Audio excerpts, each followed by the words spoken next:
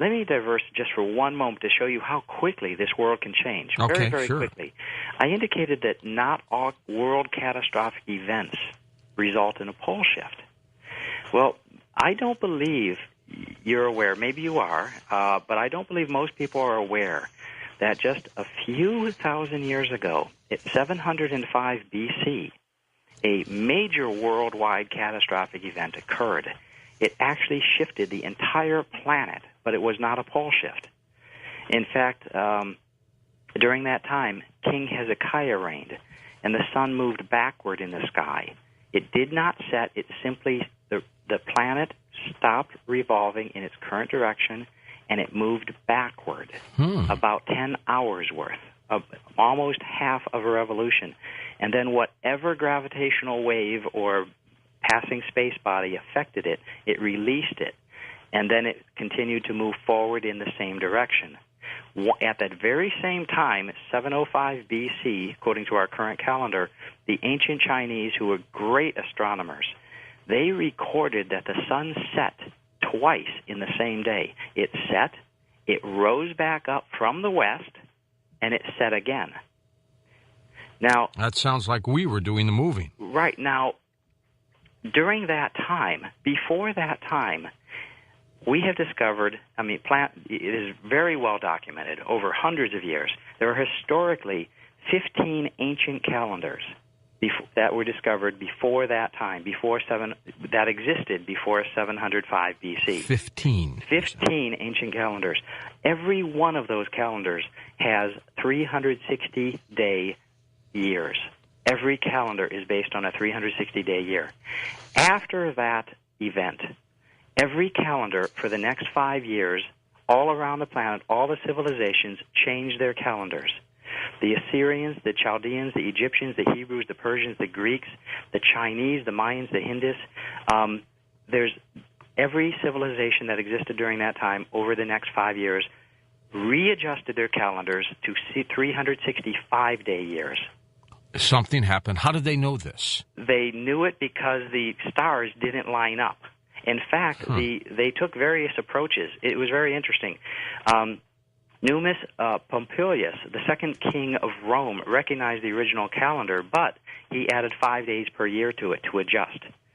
King Hezekiah, Numa's contemporary at that same time, reorganized the Jewish calendar in a very bizarre way. He added a month each Jewish leap year on a cycle of every 7 and 19 years to make up the adjustment. Other civilizations made different adjustments as they saw the rotational speed of the Earth change as it moved around the sun.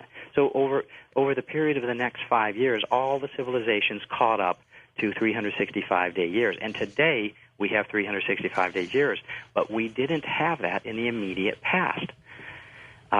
Before 705 BC, they were 360 days. That is amazing. So it just shows you that not all global catastrophic events, it also shows you how frail we are. We don't know what caused that, but we assume it was a passing space body because we are no longer near the galactic plane like we're approaching now. So if something that small, a passing space body, could cause that, obviously with enough gravitational pull to affect the planet, as our entire solar system passes through this gravitational plane, we expect massive upheaval, as we're starting to see with the earthquakes. And then as we pass through it, we expect to be bombarded by series of small asteroids followed by larger asteroids as we continue to pass through it. The asteroids, of course, are the dust and the settling matter along the dark rift. And this is where I come back to your question about wormwood. Mm-hmm. The prophecies that you're talking about, the one that specifically mentions wormwood, it mentions that after it talks about a series of events, starting with a pole shift of no less. The exact wording would be similar to the sky recedes as a scroll when it's rolled up, and every mountain and island is moved off of its foundation. Well, if you look at the planet and use terminology that you don't have scientific terminology back then, but if you use whatever terminology you have and you say that every mountain on the planet and every island on the planet is moved off of its foundation, That certainly sounds like a pole shift to me. Absolutely. What we expect in our model is exactly what the prophecies then indicate. Now that your atmosphere is stripped, I mean, it just said it rolled away like a scroll, you are at risk to incredible solar radiation or CME blasts. And what is the next prophecy in this series of things? You have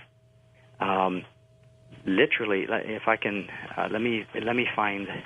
What I would like to do is I would find a phrase that describes that particular event. Here it is. Let me read to you a phrase from one of the prophecies that you're referring to, and explain it. And hail and fire followed, mingled with blood, and they were thrown to the earth, and a third of the trees were burnt up. Oh, my.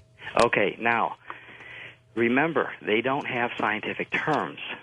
If you rip apart the atmosphere of Earth with a pole shift, you are now exposing the upper atmosphere. If a CME blast from the sun, coronal mass ejection, now makes it to the Earth because its magnetosphere has been altered. In other words, our quote, what is protecting the Earth is now down. We are easily susceptible to the solar winds. In other words, the CME from the sun. That is the fire. Also, as it approaches the upper atmosphere, the 270 degrees minus Celsius temperature of the outside frigid space now touches the upper atmosphere, which is basically water vapor. It would suddenly turn to ice crystals instantly. There's your ice. The hail, which is ice, and fire, the CME, are mixed together and mingled with blood. You're looking at a sequence. It is now moving toward the Earth. What is instantly vaporized? These 43,000 airplanes that are flying at any given moment, and all the people aboard, plus all the flying birds and animals in the air. Gone. So in other words, there's your mingled with blood, and then it continues. What does it do? It continues to make it to the deck, and they are thrown to the earth, and a third of the trees are burnt up.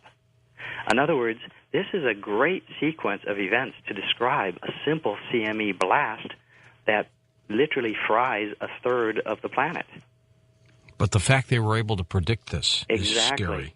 Now, the next sequence of events is what we would also expect. You have small asteroids hitting the land, hitting the sea, followed by a very large asteroid, what is referred to as Wormwood. Now, this is the really interesting part about Wormwood. You wanted me to give you my take on it. It seems to be a significant. Now, how do they actually? What divine information presents?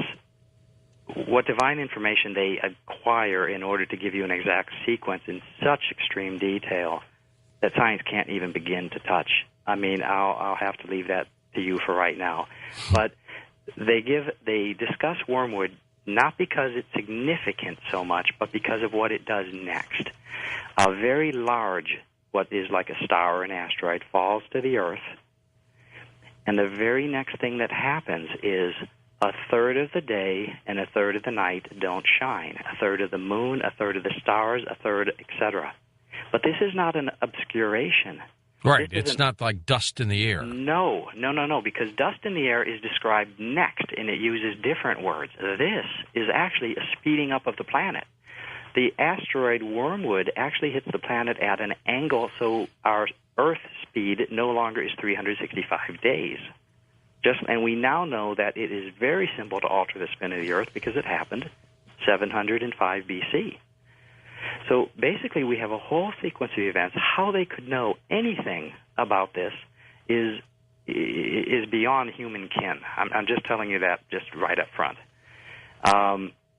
So prophecy is absolutely amazing, but what is more amazing to us is we created a scientific model, a very precise scientific model.